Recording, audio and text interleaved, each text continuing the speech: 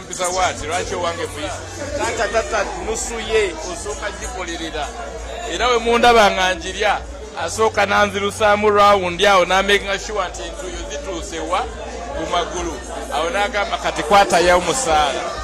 So I appreciate him so much, his training, his mentorship, n'engeri gy'akuumya abantu together. I mean, he's involved in most of everything. Mutabani wa Kilumila avuddeyo n'ategeeza eggwanga nti taata we Omugagga Kilumila tavaako ssente n'era ssente ye olina mumala gikolerera. Mwenna balowooza nti abaana b'abagagga ali awo okunyumirwa, ali awo okwonoona ssente, ali awo okusimanya kusaasaanya. Ekisookera ddala ategeezezza eggwanga n'agamba muni ekituufu taata we yakola ssente ye tamulabangako eyo mabaala simanya giraagira nedda bwe time yonna gy'amulabidde abadde nga musajja mukozi ng'akola. So time we mugamba munera mbu abaana be bali awo bali mu kubeera nga boonoona ssente, banyumirwa ssente. Ekituufu taata we yazikola, kati oyagala gwe abajja azoonoona oba oyagala gwe abajja azirye. Ekituufu kiri nti bo be balina okuzirya abaana be, si gwe agenda ozirya. Nze Semex ali mukola story eno sinza agenda okugenda wa Kilumila muliireko ssente ezandibadde ez'abaana be, of which is right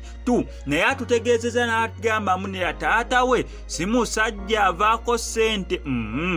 Buli musajja alina Omugagga nga ddala ssente azikoleredde mu ntuuyo ze abeera asobola ozirespecting, okugyako ssente ng'oguddemu ngwe oba n'okuba bet n'owangula miliyoni nga 3 n'ogiraawo oba olina byogizaawo, naye ssente gy'okoleredde abantu bonna batera okubeera nga bagiwa respect. So ne Kilumila ssente ye agiwa respect, n'abaana be bennyini ng'amazima abagambye ssente amala kwetolooza n'omala okukola kino n'omala okukola kiri n'akutuma eno n'akutuma eri n'agamba kola kino okole kiri, awo n'alyoka akuwa ssente kwegamba zikuwanga musaala sinti oli awo obadde otudde oli board ejjankuweyo miliyoni 2 ate gwe nawe oli awo oli board lwati ogenda osaasaanyayo miliyoni 3 nedda si we kiri. So yono mutabani wa Tamale Mirundi olira noŋŋamba Tamale Mirundi ye mbadde ki mutabani wa Kilumila ne baba bafaanagana balinga binusu.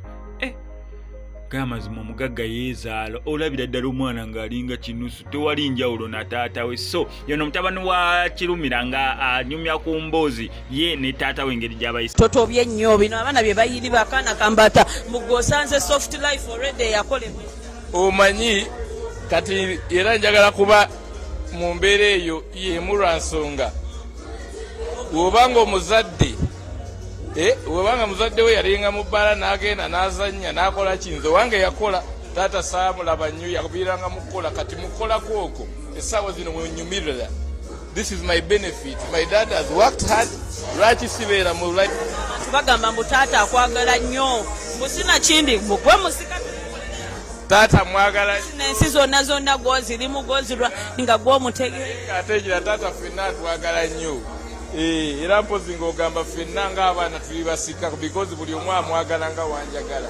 He's an equal loving dad. He loves everyone equally and tasosola. So wondaba oyinza oba olabye nze n'ekyankolera kyakolera n'omulala.